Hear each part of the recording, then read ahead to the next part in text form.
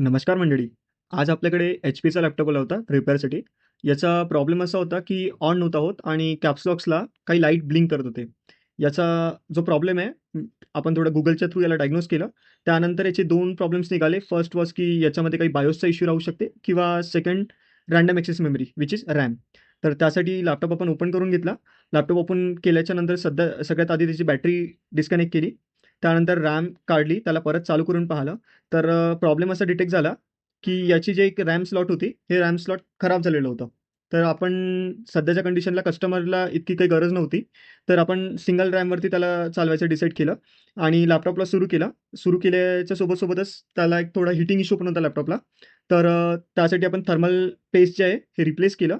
त्यानंतर लॅपटॉपला सुरू करून त्याच्यामध्ये एक अँटीव्हायरस इन्स्टॉल केलं NPAV, जे की 1 इयरसाठी येतं. यानंतर आपला असा हा लॅपटॉप रेडी झाला.